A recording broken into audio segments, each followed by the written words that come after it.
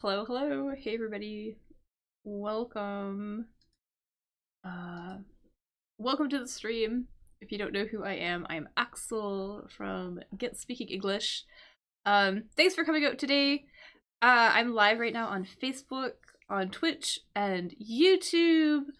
And I'm going to do a crossword. We are going to do a crossword together. So if you would like to participate, if you would like to play, there are little addresses at the bottom of the screen where you can go. You can play at any one of those places. Yeah. And also a little heads up too, so I'm not feeling well today. I'm not feeling that great today. But I'm going to give this an hour. I said that I was going to give this an hour. Usually it takes about 2 hours for us to finish. I'm going to give it an hour, so we'll see how it goes, see how we do, see how I feel. And maybe we'll finish it, maybe we won't. But I am dedicated to doing 1 hour of this. So come on out, show your support, play, let me know that you are alive. That helps motivate me. It helps motivate me when people are participating. Anyways, I'm going to take a couple of minutes to explain how this goes. And I forgot to copy the daily speaking prompt here. Just a second here. So if you already know how this works, feel free to answer my daily speaking prompt, and I'm just going to grab it. If you don't already know, every single day on Telegram, on Facebook, and on Instagram, on the main Get Speaking English pages, I share a daily speaking prompt that you could use as a jumping off point to practice your English with. You can also use it as a writing prompt as well too, and if you leave a written response actually in the Telegram group, I will most likely correct it. So I try to read them, I try to correct them, I try to give a little bit of a little comment on it. So feel free to leave your comments there. But also, just now, as we are warming up, as we are thinking about this crossword while I'm explaining how it works, if you want to let me know what you think about this question, feel free to leave it in the chat. So do you think people feel more connected to influencers who share personal stories? So let me know what you think about this question. Again, I'm live on Facebook, on Twitch, on YouTube. Feel free to leave your response, and I'm going to explain to everybody how this works. So what we're going to do is we're going to do this crossword together. I'm going to lead the conversation. I'm going to let you know which question we're working on when. I will guide the conversation. I will give alternative clues, little hints, maybe images, things like that, to help you come up with the answer. And then when I say the answer, when I see the answer in the chat, I will put it up on the board and we will fill out the crossword that way. So you are going to be able to participate in the comments. Again, I am on Facebook, Twitch, and YouTube. The links to participate are down below at the bottom of the screen, so you can participate in any of those 3 places. And it's really fantastic. I do have some rules, though, about how this works. So my first rule is basically no cheating, okay? So we could use the internet to find out the answers to a lot of these questions. We're not going to do that, though. We are smarter than that. We are going to use our brains. So hopefully I will be able to give you enough information that you will be able to figure it out. So we won't need to really use the internet. So don't use the internet unless I tell you to use the internet. Otherwise, we'll probably be okay. Also, please follow the conversation. So don't jump ahead and start throwing out answers to questions we haven't talked about yet. So yeah, so please don't do that. Also too, if you happen to be here and you are a native English speaker, please know that I am doing this activity for people who are learning English as a second language. So we are going to take our time. We're going to review some vocabulary, phrases, things that come up along the way. So please be patient. Please don't ruin it for them. Don't ruin it for people here. Try to play along and be a good sport. Also, too, let's be nice to one another, okay? So the chat is open. Like I said, you can play on Facebook, you can play on Twitch and YouTube. So you can participate in the comments, either of those places. But let's be nice to one another, okay? So please don't make fun of one another, no name calling. Please be kind to me as well. I know sometimes I also make mistakes and things like that. I am only human. I also am not using the internet to complete this crossword. So let's try to say nice things. There are also some useful things to know specifically about this crossword before we do it. So the first thing is that it's an American crossword. So that means that we're going to be using American spelling. So as you know, there are some differences between American spelling and British spelling. For example, in words like color, or favor, neighbor, they use OR in American spelling, whereas it would be OUR in British spelling. There's, words like realize are spelled with a Z in American spelling, whereas they would have an S in British spelling. Other things, there's other differences as well too, like the preference for how to spell the past participle of some words. Also too, words like check are spelled differently, plow, things like that. So there are subtle differences. We are going to be using American spelling unless indicated otherwise. Also too, a lot of the trivia that comes up is about the United States, but luckily the majority of the questions in this crossword are about language. So we really just have to know a lot about English and vocabulary and synonyms, things like that.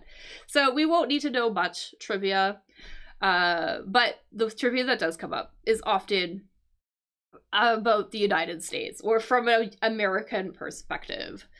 Also too, it's really useful to know that the answers are going to be the same type of word that's used in the question. So for example, if there is a plural in the question, the answer is also going to be a plural. If there is a verb conjugated somehow in the question, there's going to be a verb conjugated the same way in the answer. So the answers in the questions always match.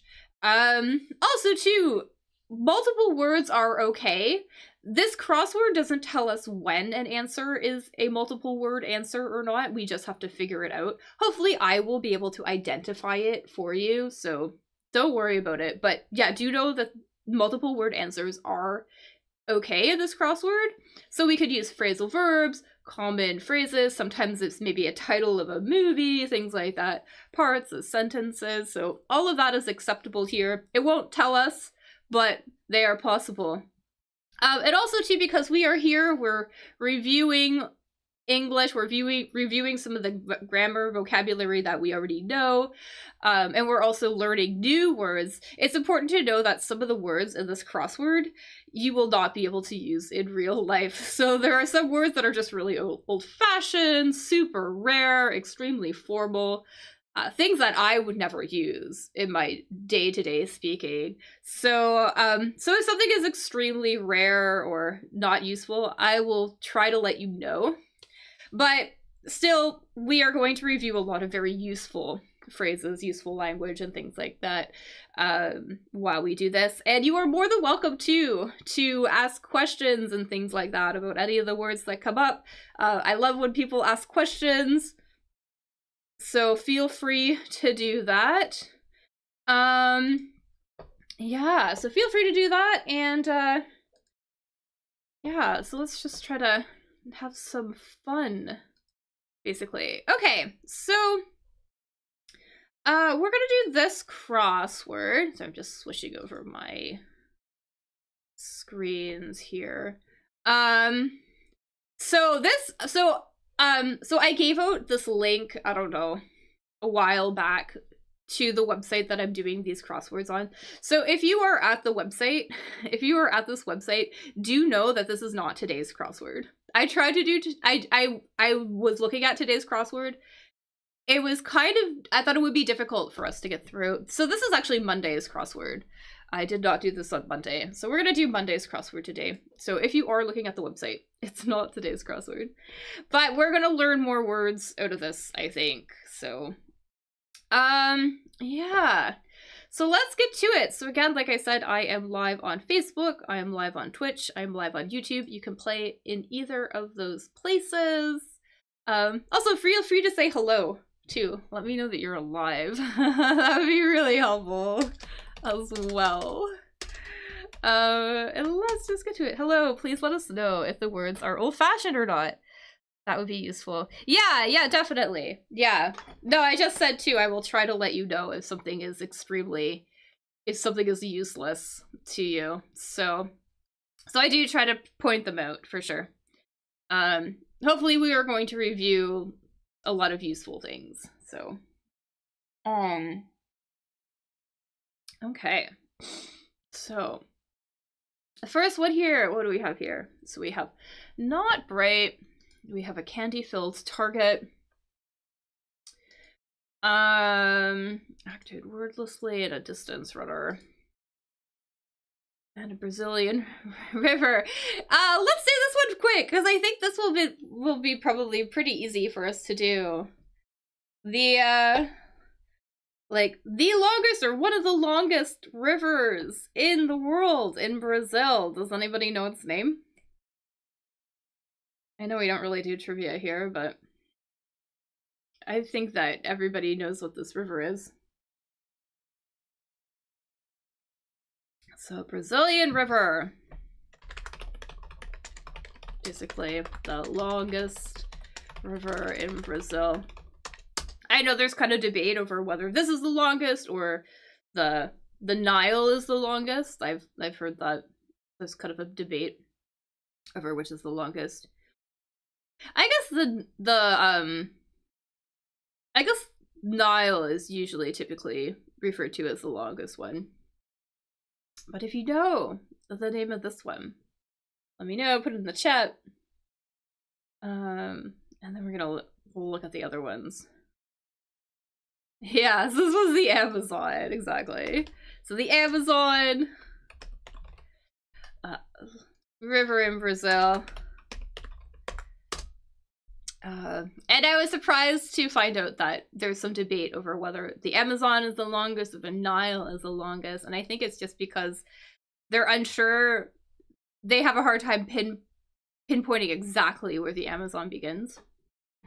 So I guess that's why they're kind of there's a debate over which one is longer. Anyway, okay. So we have that. We have candy-filled target, and we have not bright. So candy-filled target. And we have this one here too.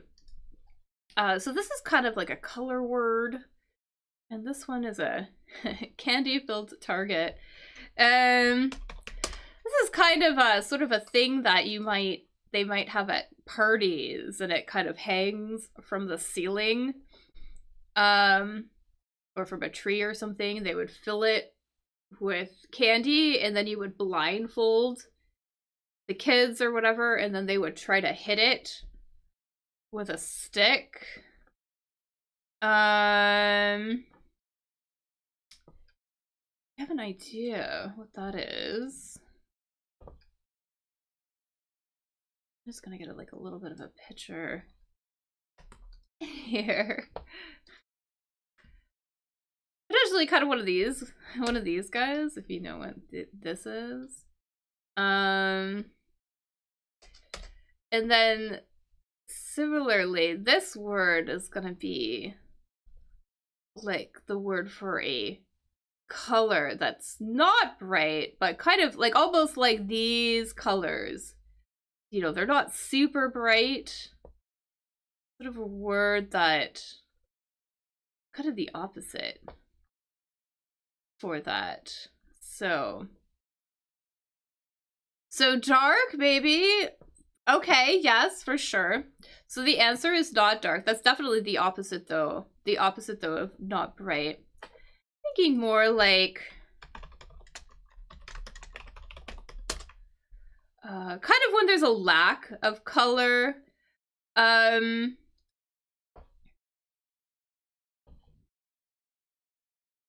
Like we can kind of see Or maybe this is kind of like the lack of saturation of color. Like here, for example, we can see these ones are very, you know, they have a lot of color, a lot of pigmentation. So a lot of pigmentation here, but then we can see on the other side that they're kind of, they're not as bright, they're not as pigmented. I think we want a color sort of to describe these kind of colors here when they're a little bit of like a little bit faded, maybe. And hello, Tamara. Welcome. Yeah, so kind of these colors.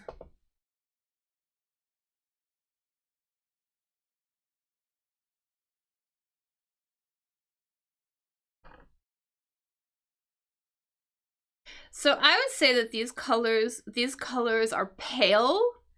They're pale. So, you know, they're like a little bit like almost faded. They lack sort of this, they're not very saturated, right? The color is that it's saturated, has a lot of color, right? So these are very highly saturated, whereas these are less saturated, so they become pale. So I'm gonna put here pale.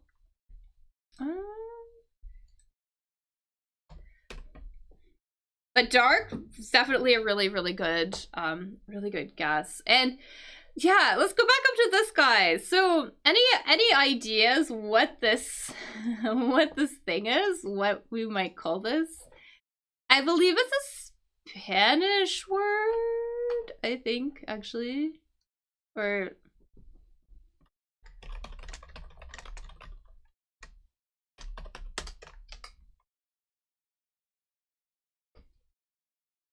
yeah. It's kind of like a, there you go.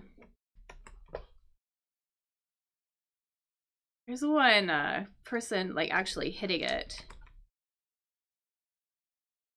Yeah, so this is also a piñata in English. Exactly. Yeah, so we would also call it a piñata. So this is a piñata. All right, so we got the piñata. Perfect. I don't know if we say it correctly though. So you'll have to let me know. Is piñata? That's the English pronunciation. I don't know how true it is to the Spanish pronunciation, but yeah. So piñata.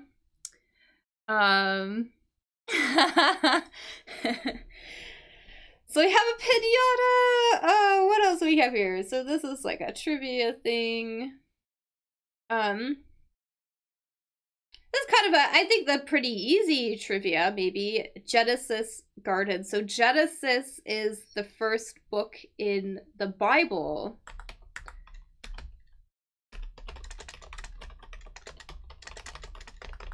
You know, the Bible is divided up into a bunch of different sections. We say that they're all books. We call them all books.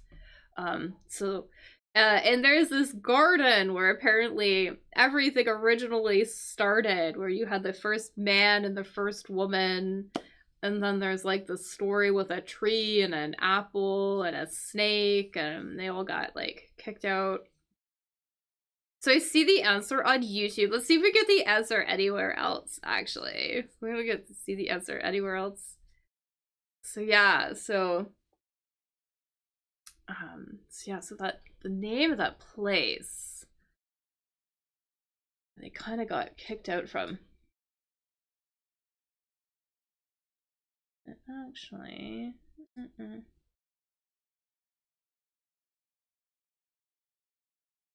just like looking at something here really quickly. Okay.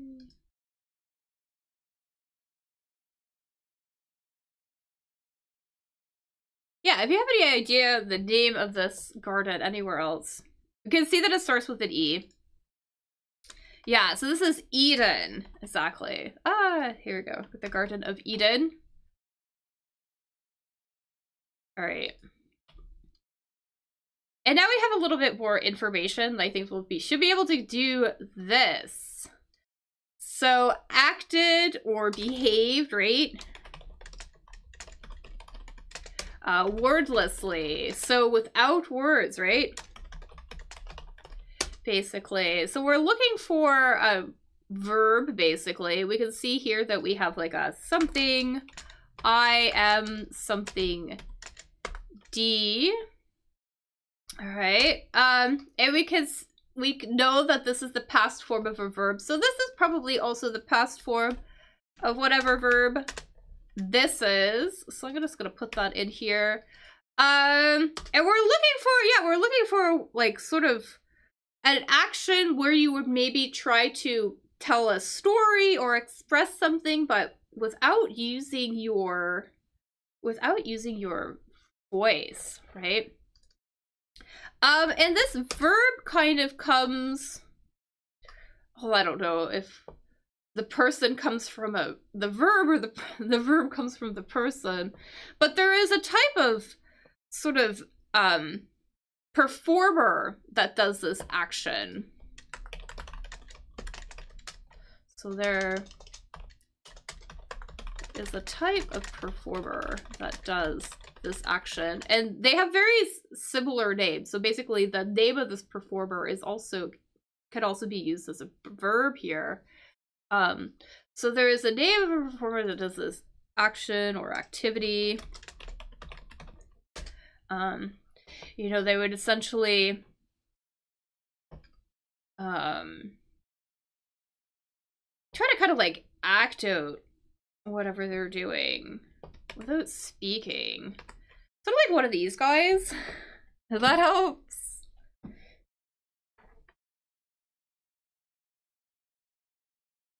So we can use that as a verb too. So if you think you know like what this is, put it in the chat.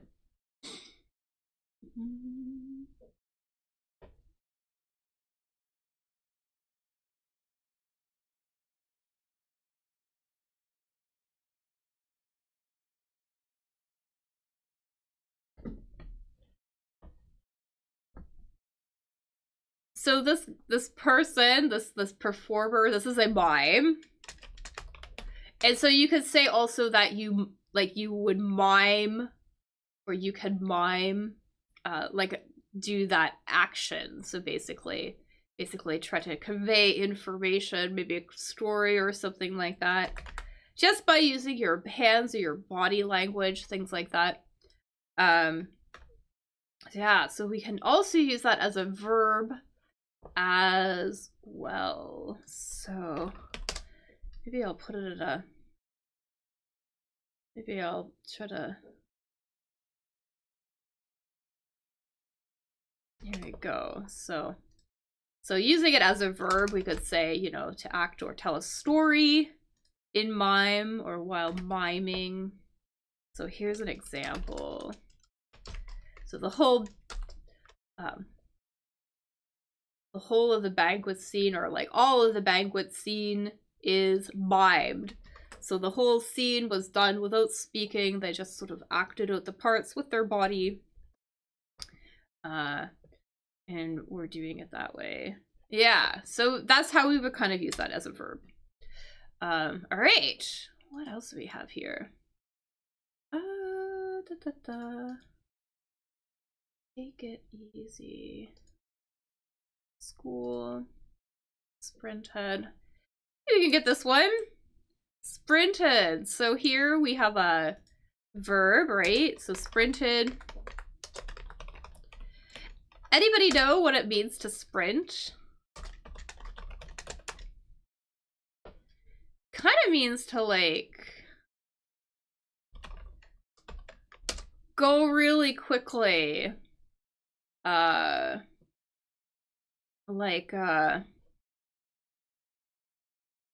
You know, these people are sprinting, they're sprinters. So these sprinters are sprinting. They're, you know, they're going really, really fast, right? And we're looking for another word, a verb, right? The past form of a verb, right?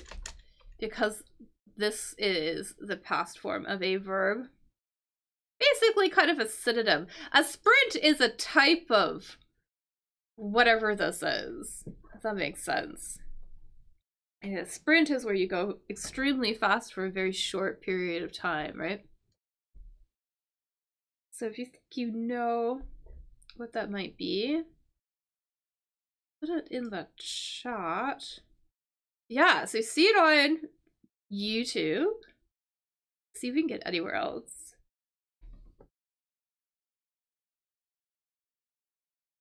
Yeah, you go extremely fast, right? As opposed to maybe a jog, which would be kind of a like a light, easy run.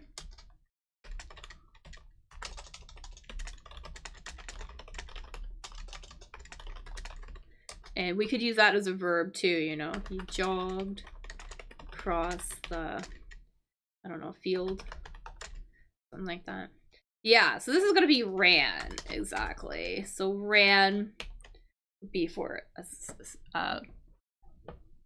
sprinter or somebody who sprinted would have ran. They would have ran really fast. They would have run really fast. Okay, what else can we do here? All right, I think we can do this one, maybe. So taking it easy. What does it mean to take it easy? To take it easy is kind of an idiom, right? So if you know what it means to take it easy, put it in the chat. We can see that there is an ing here, so taking it easy. So we know that this is going to be an ing as well. So I'm just going to put that in here. Taking it easy.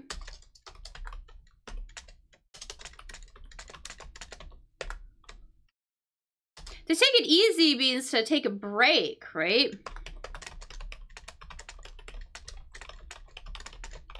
Or maybe just not go as hard or as intensely as you normally would go. You know what I mean?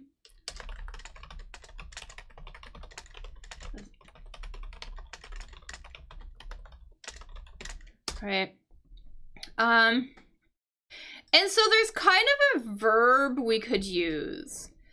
Specifically if people are lounging around maybe and they're just kind of lying around.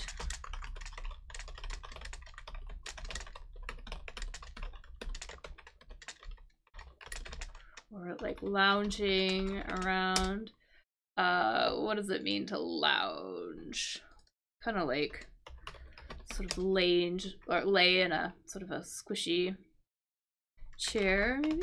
Trying to get a picture. A bunch of people like lying on the couch.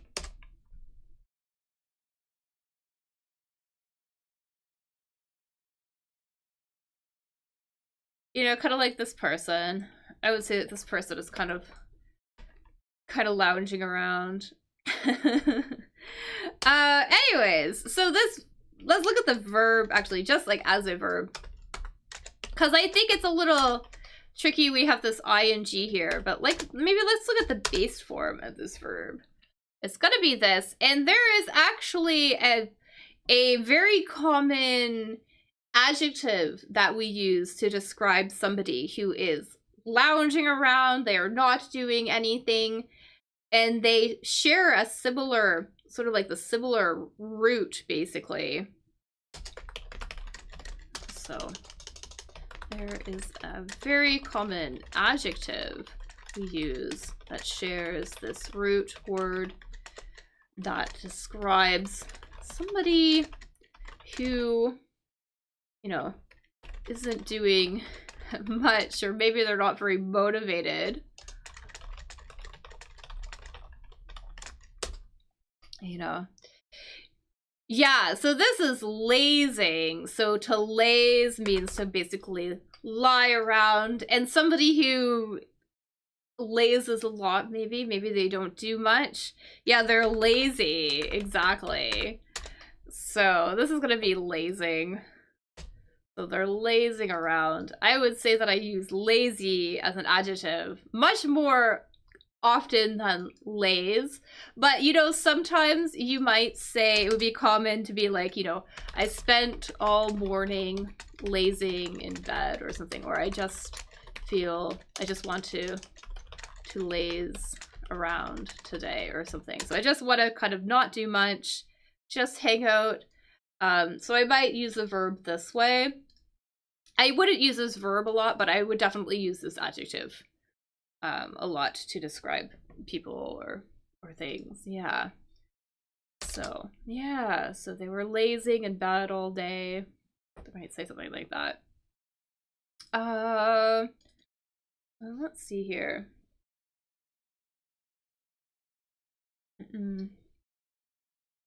The rest of this is kind of not that great. I wonder if we'll know this one, though. So, maybe a word here that means nonsensical. So, something nonsensical basically doesn't make sense, right? So we can kind of see sense in here. And then we have this prefix non, so it's not, right? So it doesn't make sense. It's potentially silly. And maybe, I don't know, goofy. Yeah, this is an adjective. I don't know if we're gonna know this one though.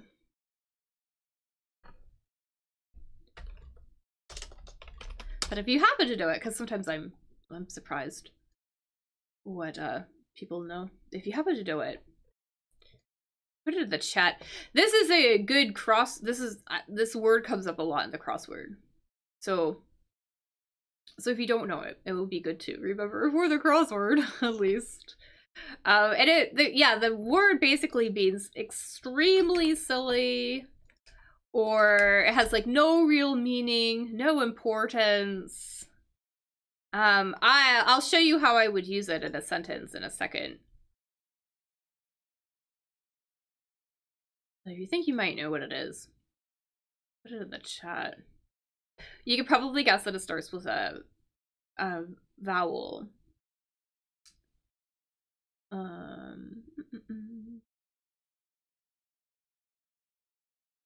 Anyways, this word is inane. Inane.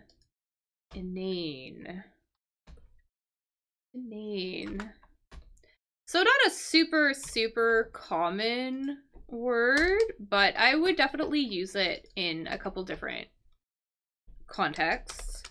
For example, here in the sentence, he's always making inane remarks. So if people are making inane statements or inane accusations, inane remarks, they're saying things that maybe don't make sense, that are really silly, really stupid, something like that.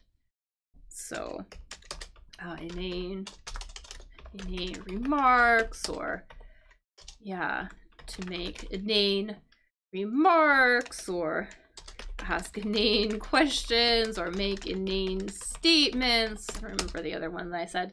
Or inane accusations. Like when you accuse somebody of doing something.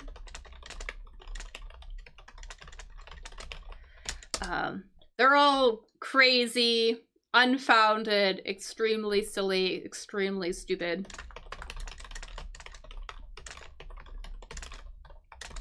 Basically. So that's one way that I might use it. And here's another example too with like inane.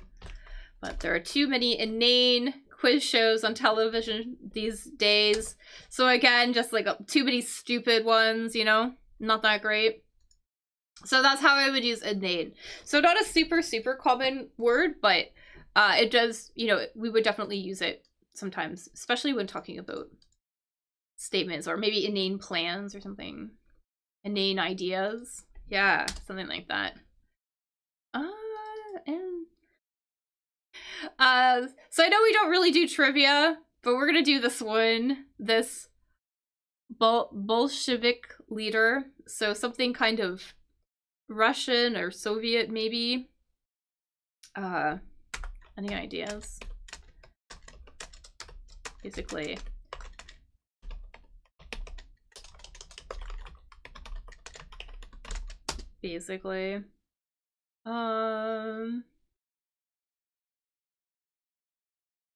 And this one is not.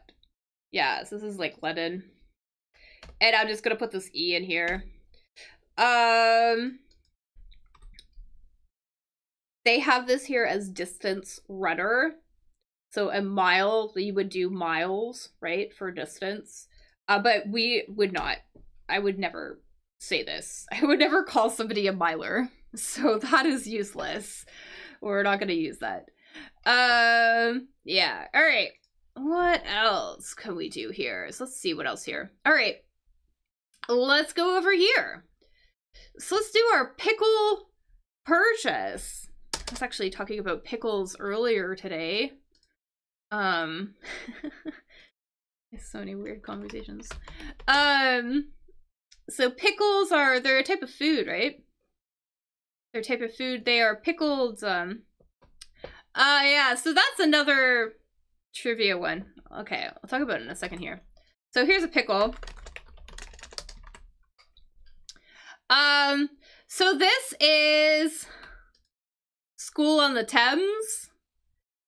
I think it's a military school or some sort of elite private school. I don't know. This one also comes up in the crossword a lot. So School on the Thames. I think it's a military school.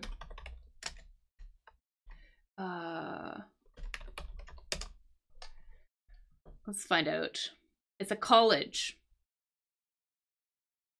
So Eton College is a public fee-charging boarding secondary school for boys. And it has educated prime ministers, world leaders, Nobel laureates. So I guess it's very posh school, very elite school, very prestigious school. I would say something is prestigious. Prestigious boarding school.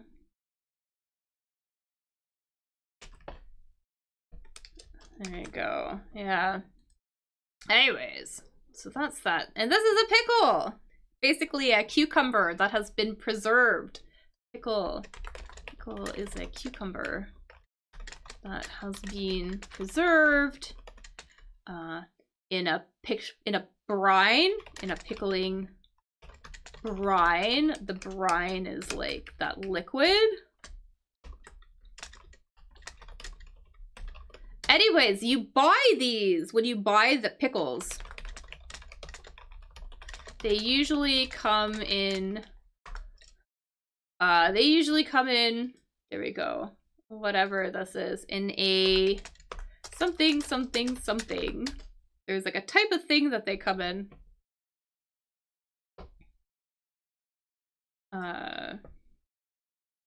It's a glass container with a lid.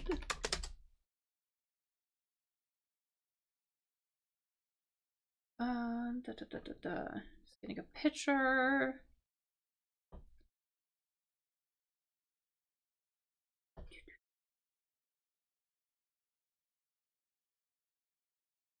There we go. Here's like a picture from the supermarket. They usually come in these things, right? So this word is whatever this answer is, whatever this thing is. This container.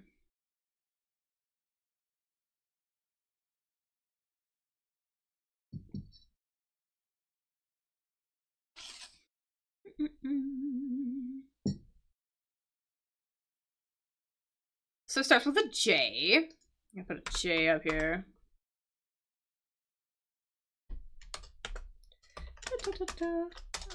Yeah, there you go. Gonna be a J.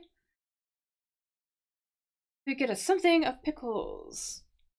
It's common to have these in the back of the fridge, maybe. Or at least here. Anyways, this is a jar of pickles. This is a jar. So you would buy a jar of pickles. Okay, so a jug, a little bit different. Let's look at what a jug is.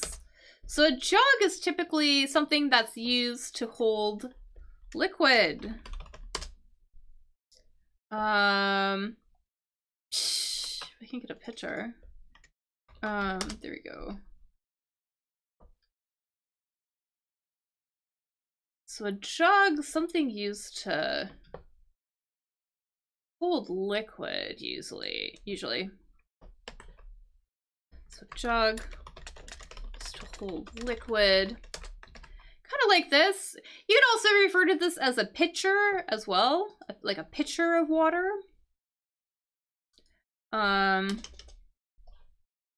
So, you know, like a pitcher.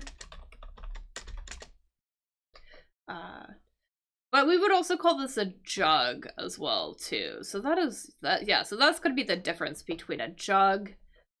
Whereas a jar, you know, it's glass, it has this cover on it. You would use it for preserves. Yeah.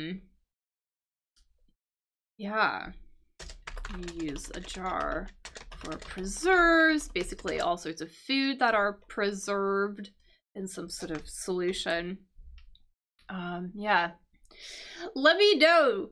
So, because I was talking about preserves and pickles and things earlier today before I came here.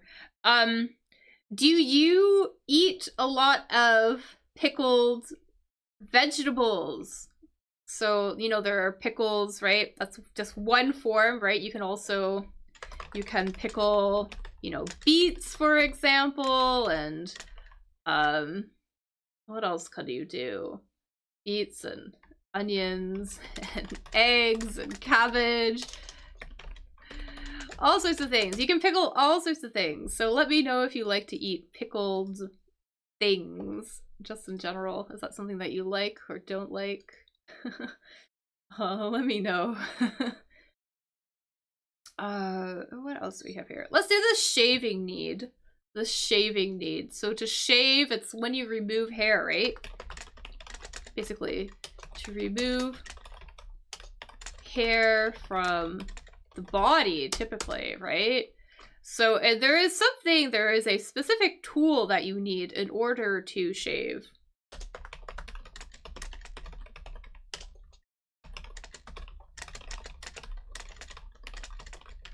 Right? Like, you can't really shave without this tool.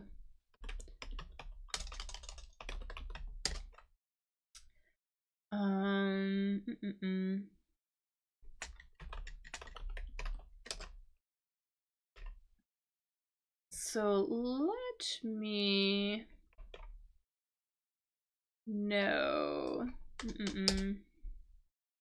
So I see it at YouTube. I see it over on YouTube. Let's see if we can get it anywhere else. I have people hanging out in other places, but they are not they're not responding. All right, let's do yeah, you kind of need one of these guys, right? Potentially. I know there are other different types of these things, but yeah, that is a razor. A razor. So you definitely need a razor in order to shave. Extremely important. Otherwise, you're not gonna be able to do it. All right. Let's see, what else would we do here? Modify. Oklahoma City. We're gonna do that. Or else I'd actually do this one because it is a trivia thing.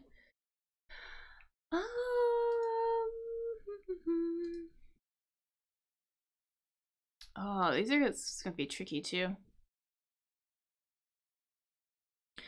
Let's maybe try to figure out this little gap fill.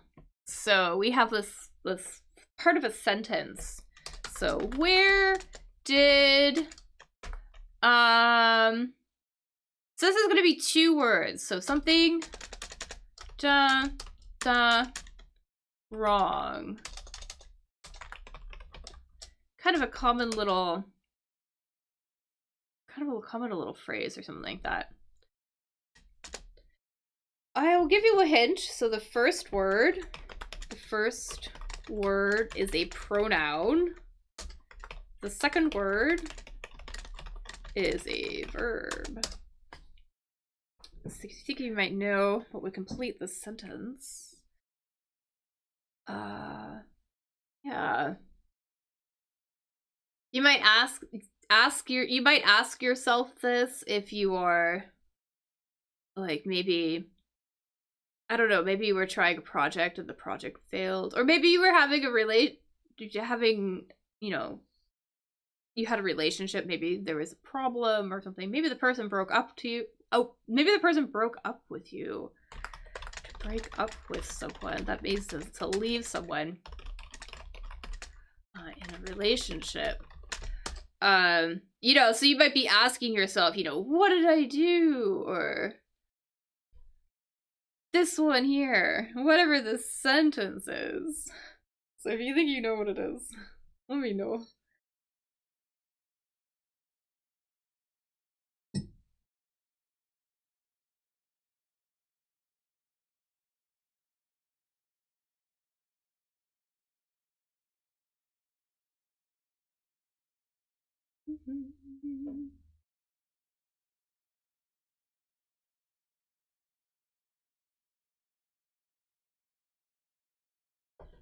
So I think you might ask yourself, you know, where did I go wrong, right?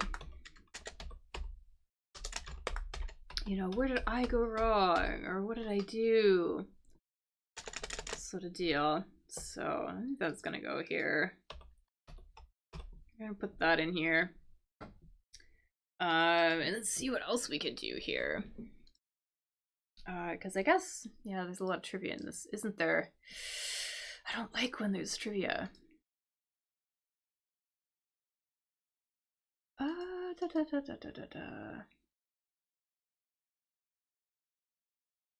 Yeah, this is gonna be tricky. Let's, I think we can do this one. Yeah, we're gonna have to do this one anyway. So modify, that means to change, right? To modify something means to change something. So we're looking for a verb, obviously. A something, something, something, something, right? This verb, so this verb, the answer sort of here, means to kind of change something, but to make it suitable for a specific situation, maybe. So to change something so that it is suitable for a different condition, like a different use or condition, for example. And there is a common adjective, actually, that we might use. Let's...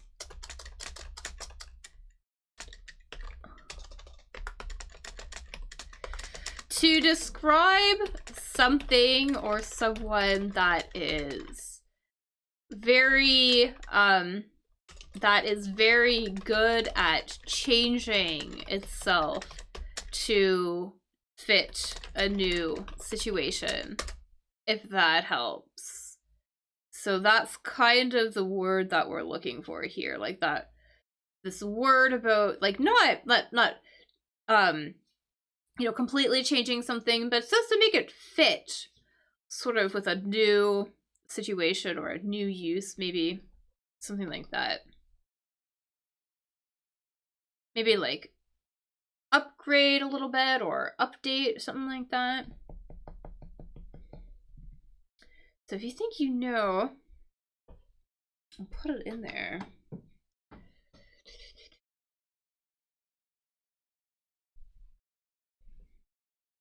Stressing this because I know the other day I think it was yesterday, the word amend was in here, because that could also fit here, right? You would amend a document, you would change, modify a legal document. But here we want a different word. We want one that's more about just making something, changing something slightly, maybe so it fits in a slightly different environment or context or something like that. Anyways, I think this word is adapt. You would adapt to a new situation, or you maybe would adapt something to a new situation, right? And then something that is easily adapts is adaptable, right? So adaptable would describe somebody or something that easily changes, right? So here's a couple examples maybe of this word, but you know, species have adapted to climate changes throughout history, right? So they've changed to basically withstand or live in the new conditions, right? Here's another example, right? A good thing about children is that they adapt very easily to new environments, so they change very easily to fit into their new environments, right? So yeah, so I think that's gonna go here. So let's put that here. Adapt. All right. Put that here. I think this is gonna be a new word for a lot of us. It's a sciencey word, kind of. I think we could get this one though. Actually, so the little trivia here, if you know who this person is, this person, Pinkett Smith of Woo, I think this is Will Smith's wife. So if you happen to know who that is, let me know. Or ex-wife, I guess. I don't think they're together anymore. I don't know. Pinkett Smith. So, basically, I think ex-wife, I'm not 100% sure. I'm not very good, but it starts with a J, something, something, something. And that might help us get this here, get these other words too. So if you know what that is, put it in the chat and I'll put it up there. And if not, I will put it in there eventually. We have this stunning word here. So something stunning. So we can see here we have an ing, right? I'm going to put an ing in here because those are going to match, right? Yeah. So stunning. So if something is stunning, it can be extremely beautiful, right? Is extremely beautiful, but I think we have a slightly different meaning here, actually. This word is going to be a little different because there's another meaning to stun. Something that, if something stuns something,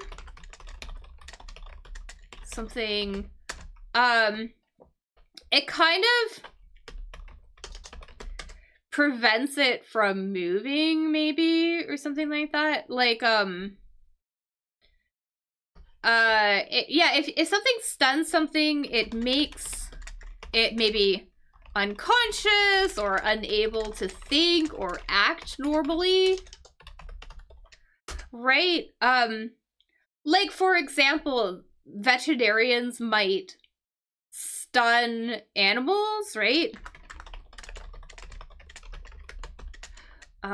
So they can examine them or do medical care on them or something like that. Police often also carry, I mean, I don't know where you are, but here I think it's pretty common for police to carry stun guns, where they would kind of like zap a person and then that causes them to sort of like fall down and they basically, you know, it's hard for them to move. So this word is kind of it has to do with this. So, and I'm just gonna put it in its base form here, basically to date, something, someone, basically prevent them from being able to move, maybe think clearly. What happened here? There we go. So basically, make someone unable to think clearly, basically.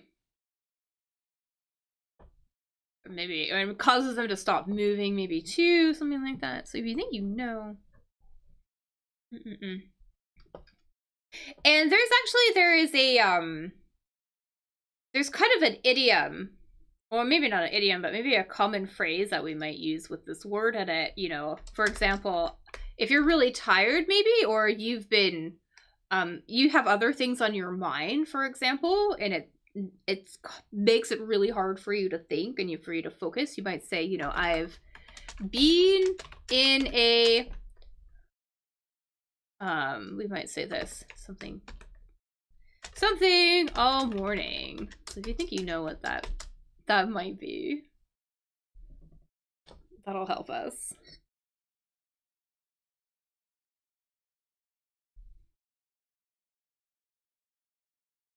Yeah, it's usually more common to use this as a noun, actually, and part of this phrase. Anyways, I might say, you know, I've been in a daze all morning. But we could use daze as a verb as well. So, but this is way more common to say to be in a daze.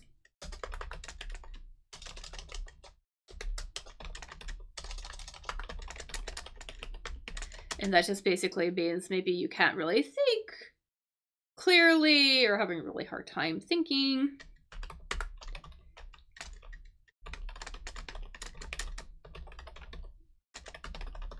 Maybe you're really tired, kind of a little bit of fog in your head. Maybe you're daydreaming as well too.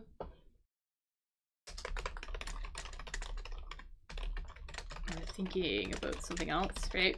Maybe you have a lot of things on your mind. Anyways, that's what it means to be in a daze. And something that dazes you, typically it prevents you from being able to think clearly or move. So that's what this is gonna be. Anyway, this person I think is Jada Pinkett Smith. I think that's right.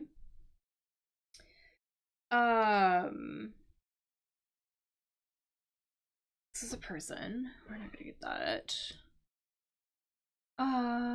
Actually, yeah. I think this is going to be a new word for a bunch of us. But orbital point. Orbital. What the heck is orbital? Orbit means to, so something orbital comes from the word orbit. We can kind of see the word orbit.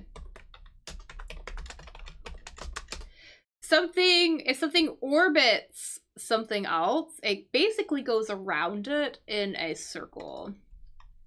So if something orbits something else, it goes around it in a circle, or maybe an ellipse. Ellipsis? Yeah, an ellipse. For example, planets in the solar system orbit the sun, right? Planets orbit the sun, so they go around it, right? The Earth orbits the sun, right? Once a day, right? That is a 24-hour period. It takes the Earth 24 hours to orbit the sun, right? No, is that right? No. 365 days to orbit the sun. 24 hours to do a full revolution, to spin, right? Oh my god. Okay. 365 days to orbit the sun. Yeah, so to orbit the sun, to basically do that circle, right? And then there is because I know that we're not gonna know this word. But there is a word when something is at its nearest point. I can't even get it on here. Let's see here. Yeah, there you go. Anyways, there's a word when something is sort of like the farthest point away and the nearest point to whatever it's orbiting. So this is an apogee. So you just don't need to know that though. This is useless. Let's do a useful one, maybe. A pasture activity. Something that, so pasture, this is a space with grass, right? So an area with some grass. Area with some grass, basically where animals can eat, basically. Space with grass where animals can eat. And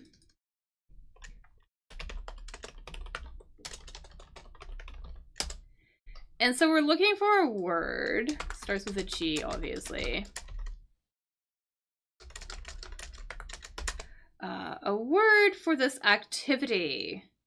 So this is an activity that animals do while in the pasture, you know, while they're eating grass, basically.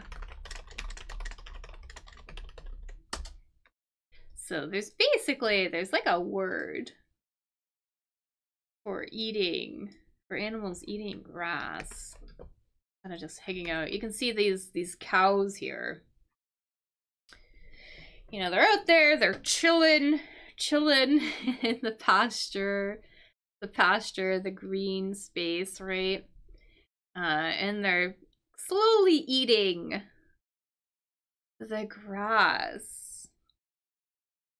So we're looking for a word. I'll give you a hint. This is going to end in an ing. There's a lot of ing words in here today. Something. ING. So if you think you know what it is, let me know so I can see you on Facebook, Twitch, YouTube if you would like to play at either of those places. The links are at the bottom of the screen. If you think you know, let me know.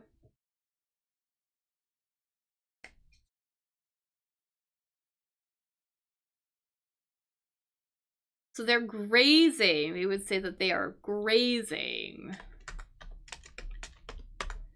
So, so they are grazing. All right, so we got some grazing. Kitchen fixture. So a fixture is kind of a name for, I don't want to say like amenity, but here we're talking about an appliance. It's kind of like a permanently fixed, when we're talking about homes, a fixture is basically a permanent piece of furniture. So, and in the kitchen, you know, there is always, in the kitchen, there is always a type of furniture. Not a type of furniture, but there is an appliance.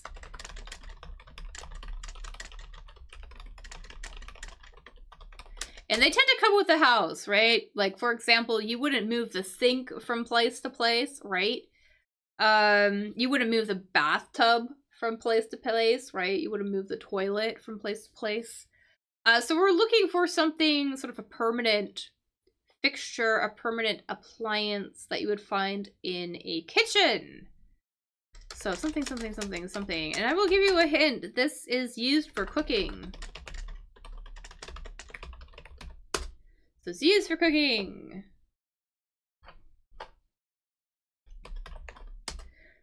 So I feel like I should point out, because I actually learned recently that This answer is not considered a permanent fixture in all places, so in all countries, but it is in the United States, it is in Canada. So typically if you move into an apartment, or yeah, especially if you're like an apartment, you wouldn't have to buy your own.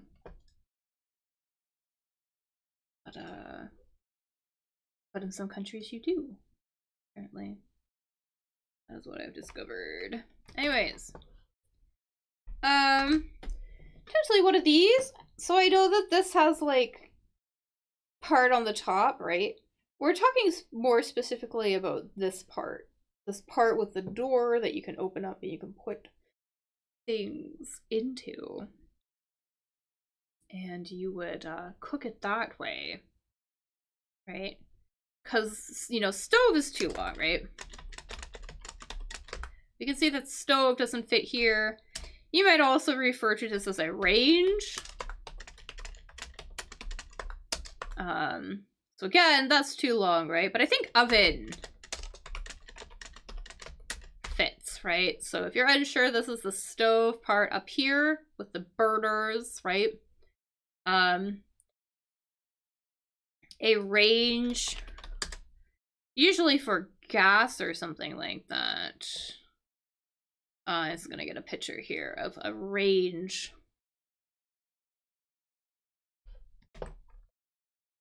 So here, this is a range. You can see for gas or something like that. So a range versus a stove. You could also call a range a stove. Most people would just call it a stove. And then oven is for like this part that you would open up, put things into. And then you would bake things in the oven.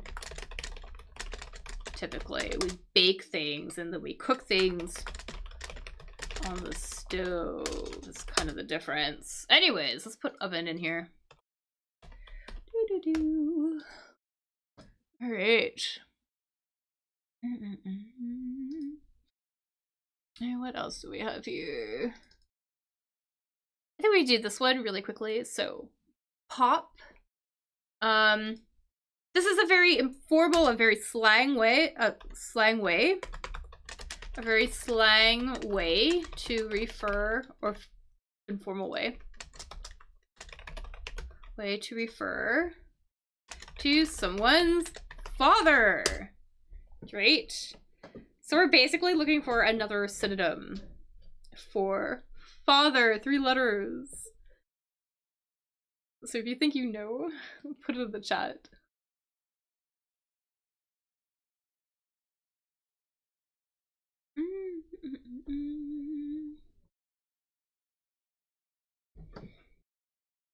So if you think you don't, put it in the chat. Or I'm gonna start like blitzing through these so I can go. We have dad. Yes, dad. Perfect. Yeah, so dad is going to be another way. Pop, not very common. I mean, it is, but it's very slang, very informal. Kind of endearing, like a way that you would refer to somebody sort of in a loving way. Dad is a lot more general, a lot more generic. Still a little bit informal, right? Father would be the most formal way to talk about that person. And I'm just gonna put this in here. Rodney, this person's name. I think that's what it is, Rodney Dangerfield. And let's do this one, wild. Wild, something that is wild, untamed. It's wild, it's untamed. Maybe super free, right? Something.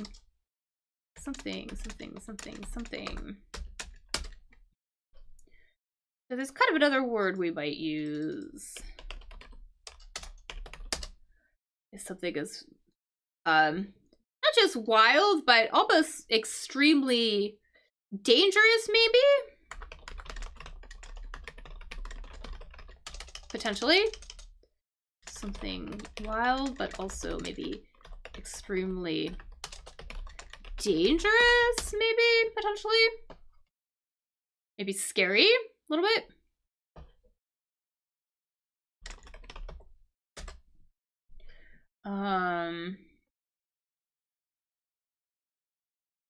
Yeah, like that.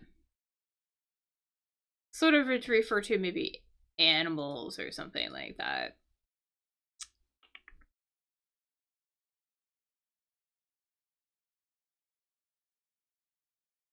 I think this word is going to be savage. This is going to be savage. So,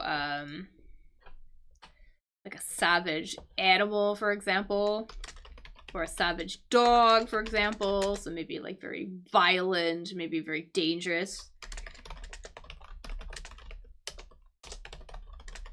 Or like one that's untamed and lives in the wild, maybe. Often we actually use savage to describe violent acts, right? So like a savage attack, for example. A savage attack, so extremely violent. People might also give you savage criticism. As in, like, they are criticizing you and they are not holding back. They are, you know, they are not, they say are not mincing words. Basically, they are telling you what it is. What they think without giving any consideration to your feelings, how you feel. They're not holding back. They are not being polite. They are just being brutal, telling you what you think. So they're giving you some savage criticism. So very strong criticism, maybe saying things you don't like to hear. So that's kind of how I might use savage here. But it also refers to, yeah, sort of wild things, really untamed things, savage animals or savage beasts. Something like that. I wonder if we're gonna get this one. Possibly. I think this might be a new word for a bunch of us.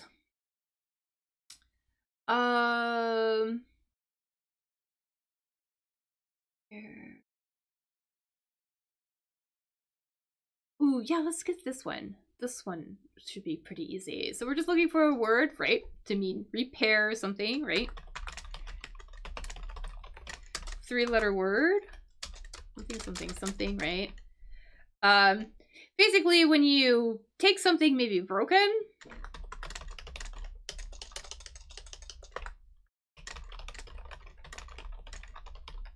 and maybe restore it to its original state, right? To repair it, right? Put it back together, right? Maybe, let me say something like that. So we're looking for like a little 3-letter word that we could use. A synonym for repair, basically. Yeah, so this is gonna be fix. This is gonna be fix. We're gonna fix something. And yeah, now this will give us an opportunity to talk about this one, this disconcerted. I usually use the word disconcerting, which basically means worrying. For example, you know, they had a disconcerting look on their face, for example. He had a disconcerting look on his face. As in, he looked like he was really worried. Or I might say, you know, that news is pretty disconcerting. It's news that worries me. All right. So basically, this word,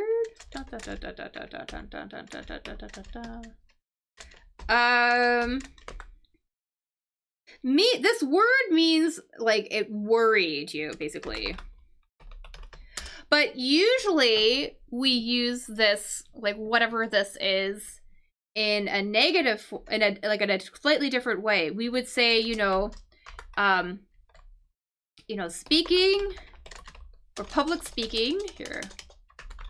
Public speaking, because a lot of people find public speaking really, really scary, right? So public speaking doesn't something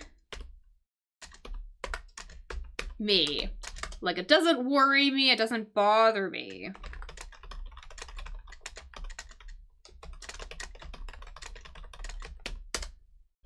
So that's kind of what we're doing here. So if you think you know either what fits this gap here or potentially fits this gap here,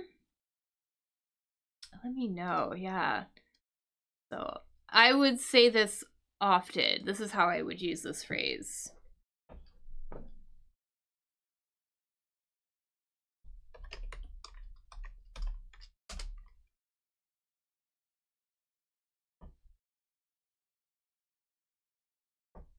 Here we can use like another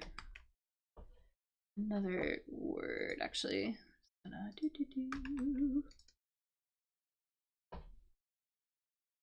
Here, this actually has this word. There.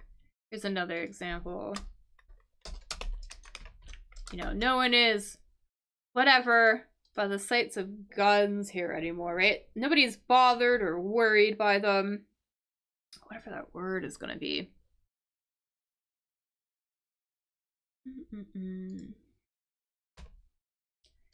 Anyways, phased here. So if something phases you, it bothers you. But usually we'll use it sort of in these negative phrases. So public speaking doesn't phase me anymore, or no one is phased by the sight of something, or nobody's phased by something. That's usually how we would use it. So that's kind of a useful expression to know. Yeah. If something doesn't bother you that typically bothers other people, you can say that it doesn't faze you. So, yeah. Oh, hey, welcome. Sorry, Facebook is hiding underneath one of my other windows. Welcome, Alexa. Yeah, phased, exactly. Yeah. Also, welcome. Yeah, so nobody's phased by something. That's what we would say. Alright, let's see what else we can do here. Source. I think we can get this one. So a source. So the source of something typically refers to where it begins, right? And so we're looking for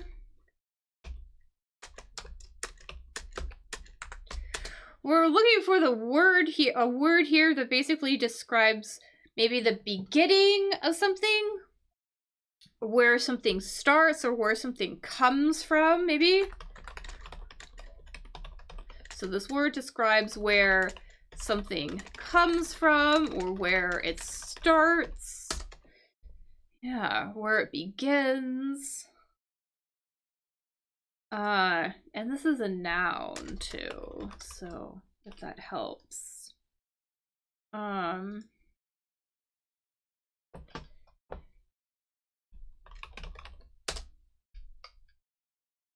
Yeah, or maybe also too, we would use this word to describe the cause of something.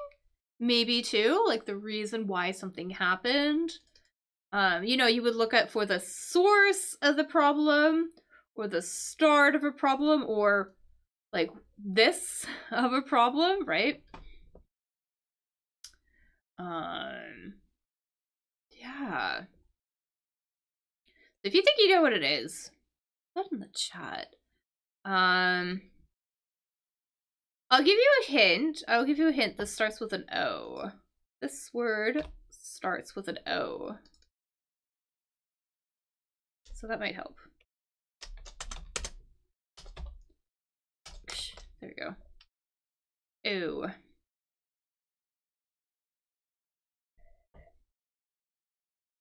We often use this word when talking about the beginning of the universe, actually.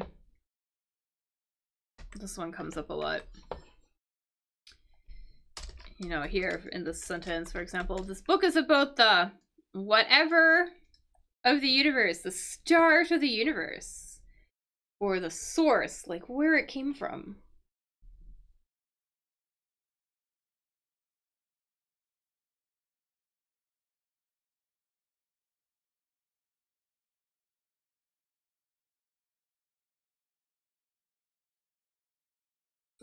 So I think this is going to be origin. The origin of the universe, or the start of the universe. So yeah, so the origin could also refer to the source of something.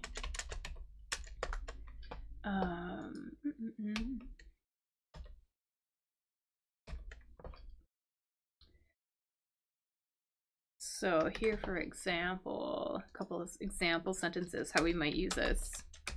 Where it's her unhappy childhood was the origin of her problems later in life. So they were the source of her problems, or they were the cause of her problems later in life, right? You know, what is the origin of the saying? Like, where does it come from, right? Or where did it start, right? You might also talk about the, you know, you need to find the origin of a problem. You need to find the source of a problem, the start of a problem. So that is how I would use that word. Great little useful word to know. We often use the word originally, right?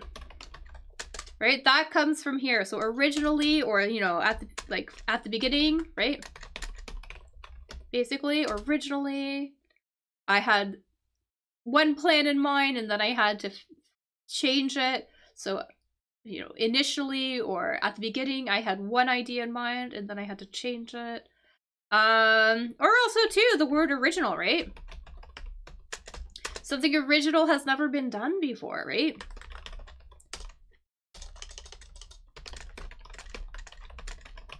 So we have a lot of very useful, very common words that have origin as its root word. That's a pretty good one to know. So, yeah, something original has never been done before. Anyways, what else do we have here? Grayish yellow. Oh, we're not gonna get this. But this is this wise one is a sage. I'm just gonna put that in here. 12th Night heroine. A heroine is kind of, it's a female hero. Tearing down. Like some cheeses. I think we can get this one. So like some cheeses. So cheese, right? Something you eat, right? And it's really common. So we have what? So this is gonna be an adjective. But it's common for some cheeses to,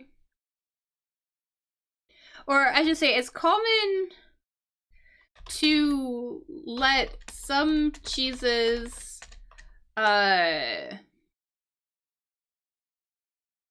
like, you wouldn't eat them for a really long time. You would just kind of let them sit for a really long time. Some cheeses sit for a very long time before you eat them. Right? You know, you might not like typically have like eat a very new cheese all the time, right? Sometimes the flavor gets better over time, right?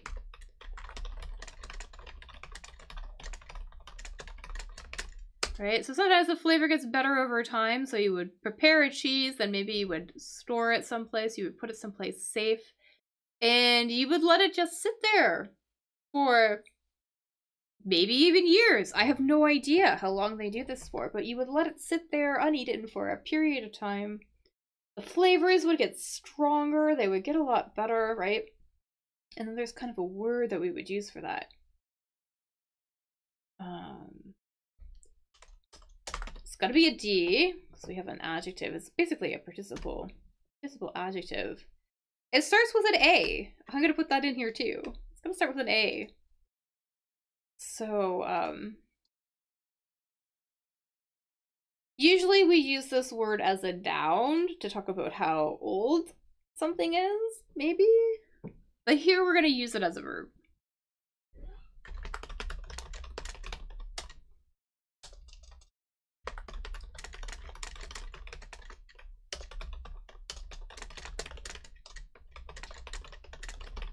So usually we use the root word to talk about how old something is or how old somebody is. But here we're going to use it as a verb.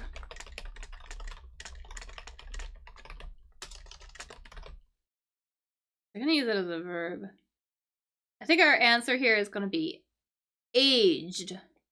So an aged cheese would have been left for a while, just sort of sits there. And, you know, the flavors get better over time. So we would say to age cheese, for example, and a cheese that has been aged, we would call aged cheese. So cheese has, you know, typically intense flavors and is very strong. We might say that a cheese is strong, it has a strong flavor.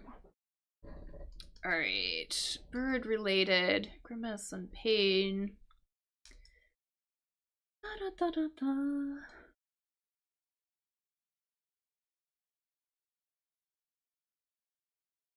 just gonna put this in here. This is Ned. If you watch The Simpsons, Homer's neighbor is Ned. So I'm just gonna put that in here. We're looking for a verb that has a, not a verb, adjective. Or no, even just like a word that has to do with something bird related. Yeah. So this is an adjective, something bird related. This word often gets used to describe one of the flus that goes around. So a flu is an illness, right?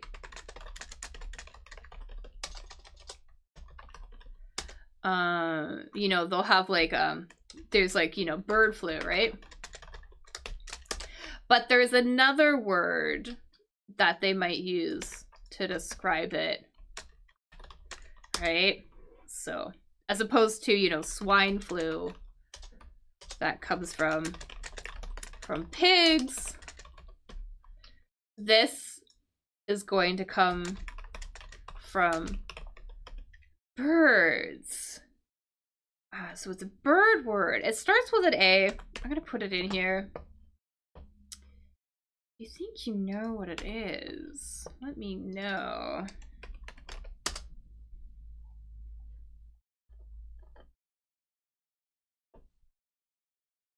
Kind of a tricky one. Good, like C1, C2 word, this one, I think. But yeah, we most commonly use this word when we're talking about maybe flu or something like that. Or just something bird related. It's more of a science, term. So a bit of a science term. But this is gonna be avian. Avian. Something avian is bird related. And like I said, an avian flu, one of those terrible flus that come from birds, you know, they're always trying to, always talking about trying to, you know, avoid the spread of. So people will informally refer to it as a bird flu. You know, there's a bird flu, but avian flu is the sort of this the scientific official way of talking about it. So something avian, bird related. Let's see here. Fish. Oh, we're not gonna do this. Tearing down. This might be a new word for us. I'm gonna put an ing here because it's tearing.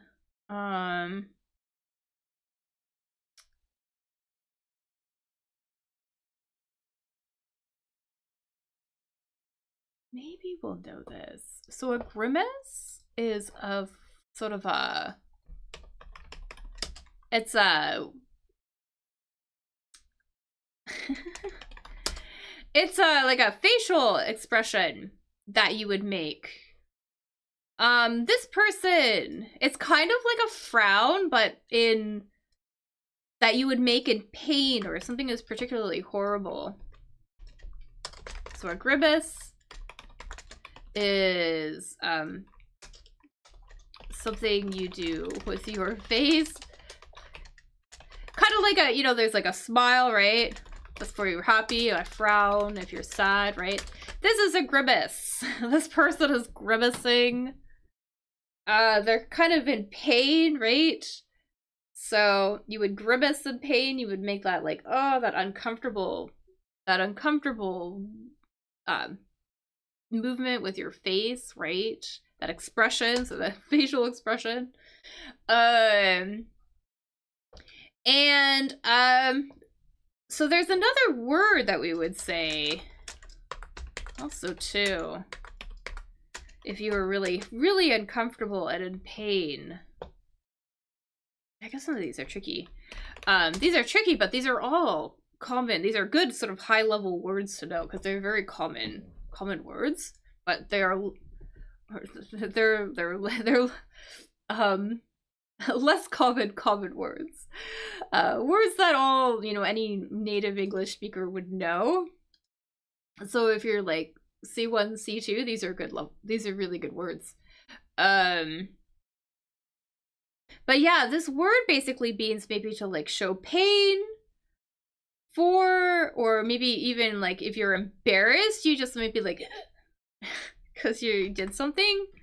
That is what this word is. So to show pain or embarrassment suddenly for a short time in the face, often moving the head back at the same time. So you might go like, you know, or if somebody hurts you, you would react, right? Like maybe they accidentally, like, or if you accidentally cut your finger, you would kind of do a little gasp. You would probably make this movement with your face, that reaction.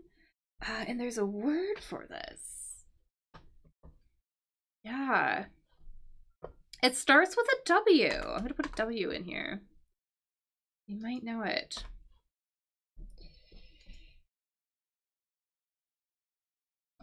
So if you think you might know, put it in the chat. Some interesting words today.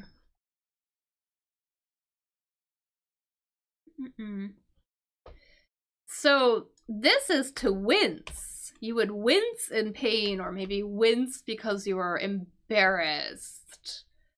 So this is gonna be wince. Here, let me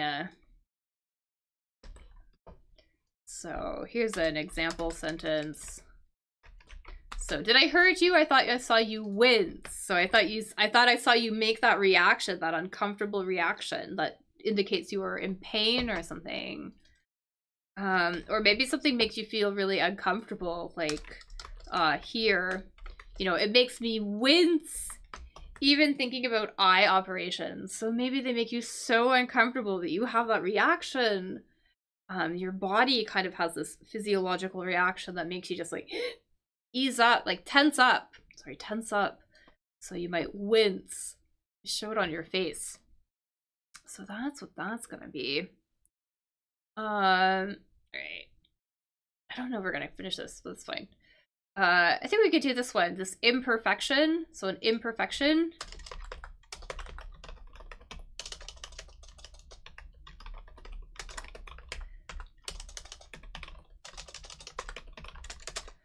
So obviously something, the opposite of perfect, right? Right, we can see perfect in here, but it's negated, an imperfection, so not perfect. Something that would make something not perfect here. Something, AW. So basically something that makes something not perfect. Almost like a problem or something? Or an issue? You know, it's really common to use this word when talking about people, right? We might say that, you know, everybody, you know, we're all human.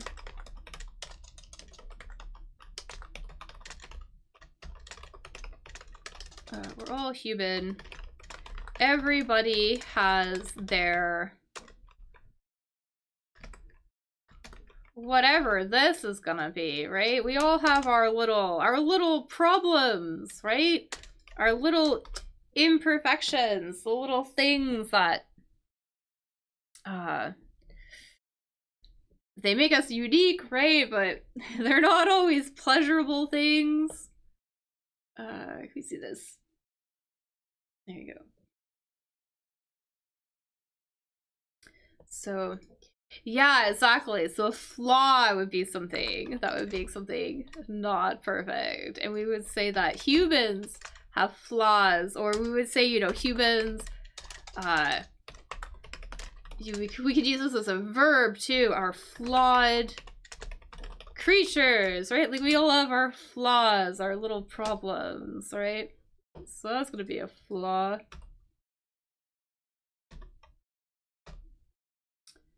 We got that here. There, we're gonna get this one. This might be a new word for us. Tearing down.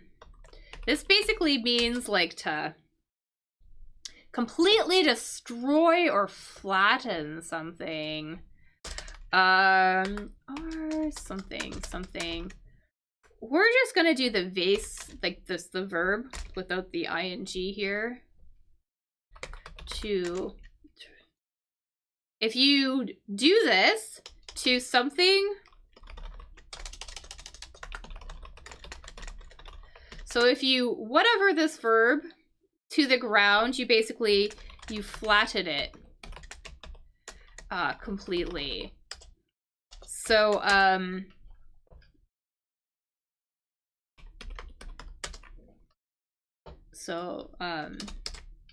so this is, so, you know, this is like terrible, but you know, if there's like war or something like that, you know, the bombs and things like that, they would completely destroy a city maybe, or a building or something.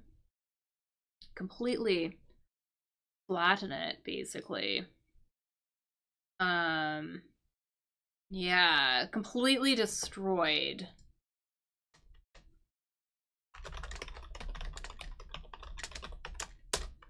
I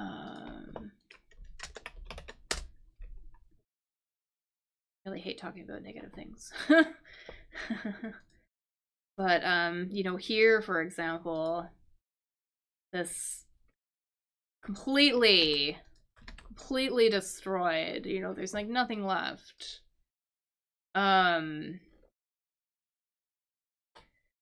So we would say, or maybe even this one, this looks like it was done because of a fire, I think.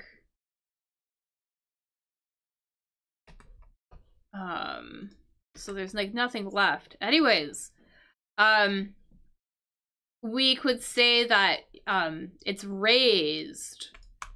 So if you raise something, and usually we use it in a passive form. So the town was razed to the ground. That's kind of how we would say it. Something was razed to the ground in the bombing raid, so nothing was left, right? Or this town was completely razed, or the city was completely razed to the ground because of this fire. There's nothing left, right? This is gonna be raising.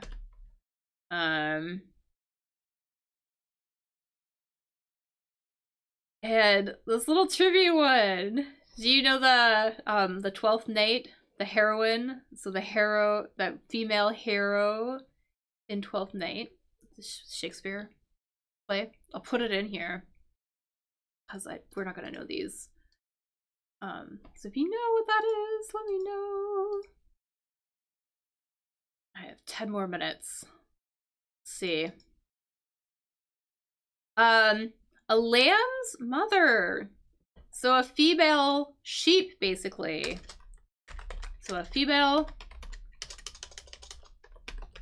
sheep is called a something, something, something. So if you think you know what it is, put it in the chat.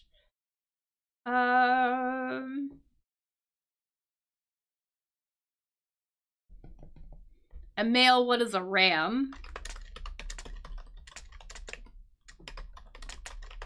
I think. Yes. I think that's right. And then a female sheep is called something else.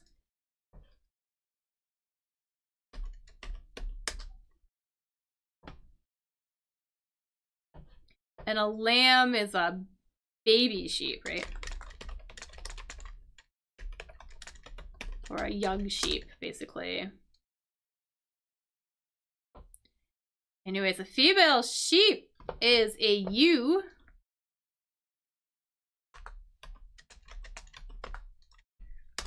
Pronounced like the letter U.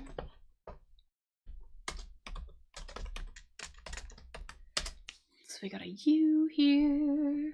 Alright, I'm gonna put that in here. Also too, so if you know Clark from Game of Thrones, that will also help us get through this a lot faster. So, the 12th Night heroine, whoever this person is, or even you guess. I always guess with names often.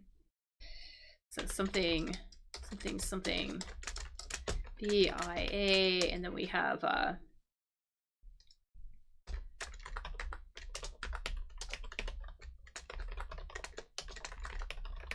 again, a heroine is a female hero. And then, yeah, Clark from Game of Thrones. Let me know too, was Game of Thrones really popular where you are? So let me know.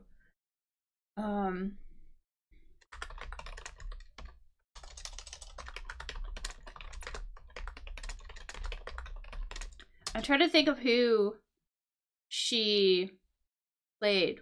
Was it Daenerys or something? I don't know. I kind of watched Game of Thrones, but like not. Is that right? No. What was her name? Khaleesi, I think. Is that it? They were Targaryens or something? I don't remember. They're really bad when it comes to TV. Anyways, I'm gonna put this here. So we have an S here. We can see that there's an S here for borders. So something that borders something else, right? Something which borders something else is right next to it, right?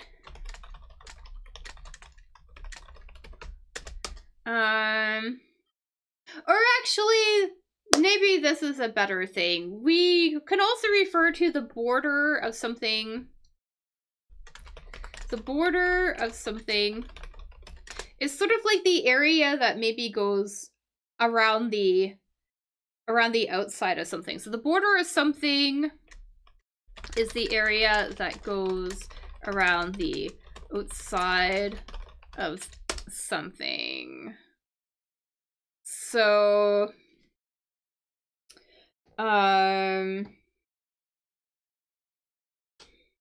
you know, you could talk about, like, I don't know, the border of a piece of paper, for example, right? Or maybe the border of a blanket or something like that, right? So we're kind of looking for another word that refers to, like, that outer part So E, something, something, something. So a word to refer to the outermost part of something, basically.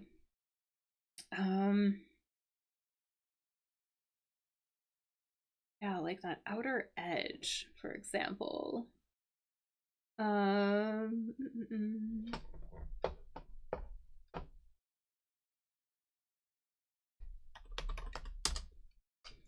You might talk about like the border of a city too. Like, or like the outskirts of the city, or sort of like that area of town, sort of like right around the parameter of something, around the perimeter of something, the perimeter of something.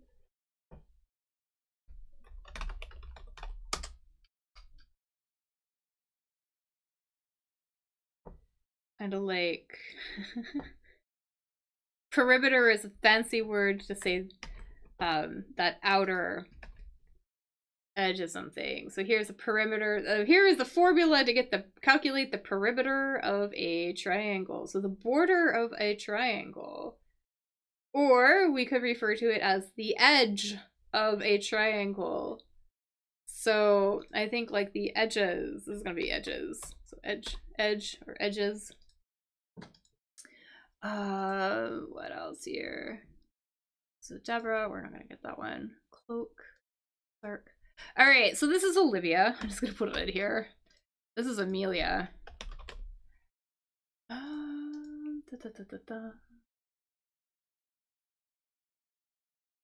that right? Oh, maybe not. Looking. Oh yeah, that's right. This is an I. Looking. This is an ing.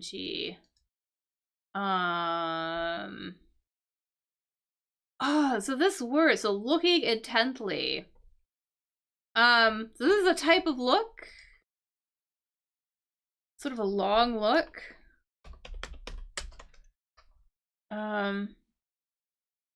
Usually you would look at them in, maybe admiration or something. So let's just look at the base word again.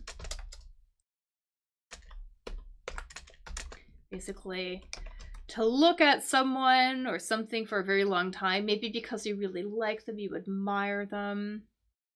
Kind of look at them and like sort of almost affectionately or something like that, or maybe you're thinking. So we're looking for a word that kind of describes that action. You might do this to yourself. You might look at yourself in a mirror.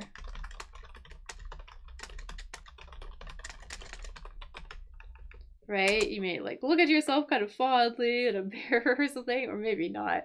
You probably look at somebody this way if you really like them or maybe really admire them, think that they're really great. But yeah, that kind of look, you might gaze at them, so to look at them for a really long time. So a gaze would be that kind of look.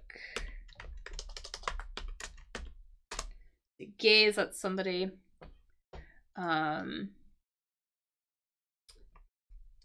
Here, one example, you can gaze at somebody, so to look at them. So Annette gazed admiringly at Warren as he spoke, so she kind of like looked at him with that, that admiration. Couldn't take her eyes off him because she was really impressed, maybe. You can also gaze out of window, maybe if you're just thinking about something. So you're just kind of passively looking out a window. So he spends hours gazing out of the window when he should be working. So again, just kind of like looking out that window. So those kind of like two ways that we might use this word. What else could we do here? I hate not finishing them. I am a completionist. And I have students that joke that they are also completionists, so we will maybe start a series of lessons or something like that. We have to go through all of the material. But a completionist is someone who likes to finish whatever they start. So maybe a book, for example, or a TV series, or a game, maybe you have to go and you have to get all the little side quests and things like that. You can be a completionist. So I'm a bit of a completionist.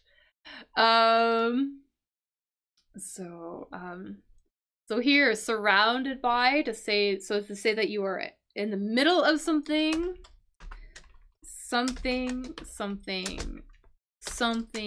D. So an adjective, to say that you are in the middle of something. So kind of surrounded, maybe.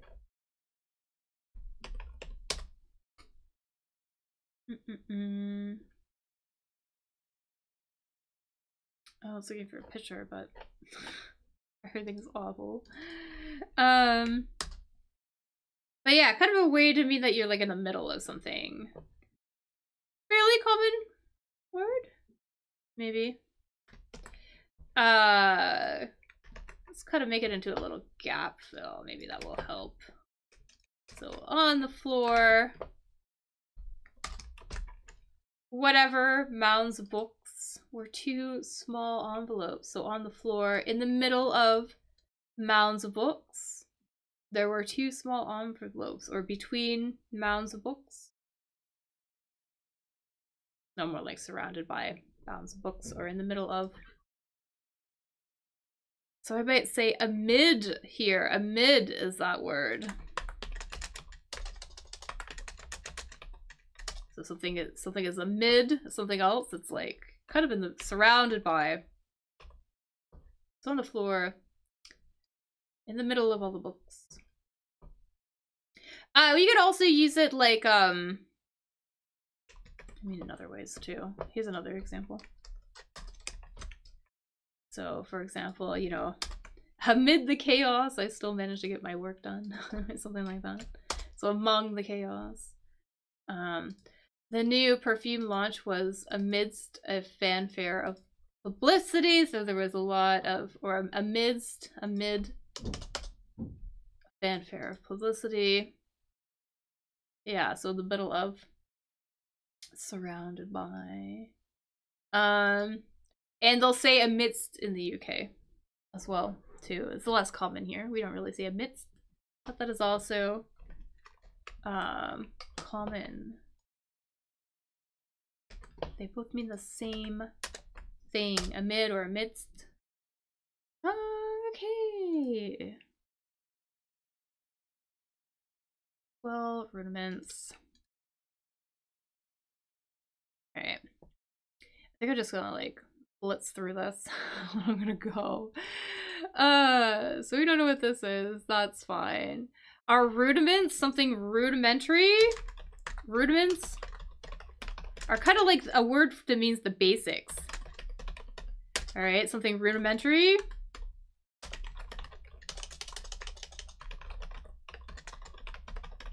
Means basic, very basic, right? So we might say that the ABCs are rudimentary, right? ABCs. You know, you need to know your ABCs before you can talk and anything like that, right? So I'm just gonna put that in here. The ABCs. And this here, to scorch. This is like a word that we would often use for cooking. So this is a cooking word. To scorch means to burn something, so it gets that gets, you know, the black bits on it, right? Or maybe, I mean, yeah, but you would typically do this with meat. So you would typically do this first. So if you were making maybe like a steak or something like that, what you would typically do is you would, you would make your pan really, really, really, really hot, right? You would make your pan really, really hot, right? And then you would stick your meat in, and you would just let it cook on that high heat, like each side, like for a very short amount of time, right? And so it's gonna develop that outer kind of cooked crust, right? And then you would lower the temperature and you would let the inside continue to cook, right? I don't eat meat, so I'm not 100% sure, but I'm pretty sure that's what happens. So it seals in the flavor, right? And we want whatever this verb is to, the verb that describes that first initial, like, cooking thing. So you would say that you sear meat. So here, yeah, so you would sear a steak. You sear a steak to lock in all the juices, or you sear it over high heat.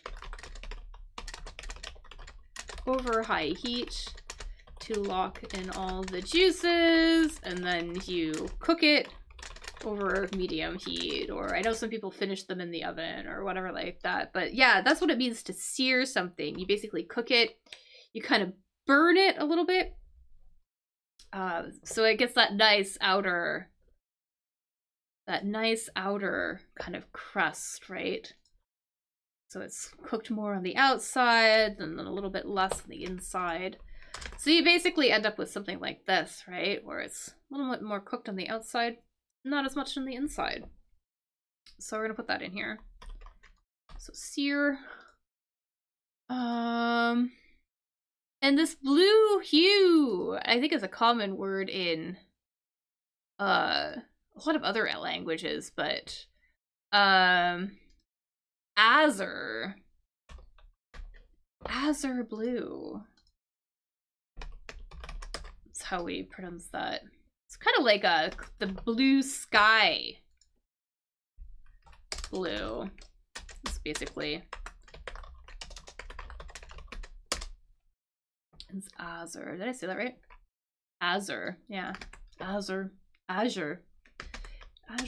blue. What else here? Calls out.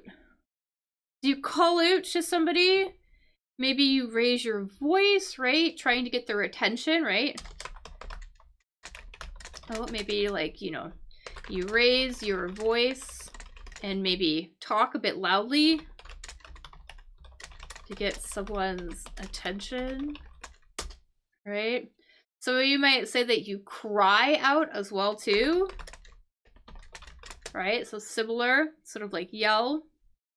So this is gonna be cries. And this one here too, this the swell. If something swells up, it gets bigger. To swell means like to get bigger, basically. Like if you had an injury, maybe you hurt your ankle, for example. You hurt your ankle, for example, it's common for the body to get larger, right? So, so that's kind of what that means, right? And we might also, I can't find like a picture, but we might say that it bulges as well, too. So to bulge is that last one. Okay, and I have to run. Anyways, thanks so much for everybody who played today. I really, really, really appreciate it. Appreciate it so much when people play. Yeah, it makes me really happy. Anyways, I'll be back tomorrow with another crossword. I hope you found this kind of interesting. This was a little bit hard. There are a lot of, I would say, a lot of good C1, C2 words in here today. Lesser known words, but very common words for people, for English speakers. So yeah, so I hope that this was a little bit interesting. Of course, if you need any additional help from me, feel free to send me a message. It's best to contact me on Telegram. That is the best place to get a hold of me. If you're looking for some lessons or anything like that. But yeah. So I will see you tomorrow. We'll be back at 1300 UTC for another crossword. If you found this interesting, feel free to, give it a thumbs up, a little like, and subscribe. Also, too, feel free to forward this video to your favorite English learning group on Facebook. We can get the word out and get more players. That would be really wonderful.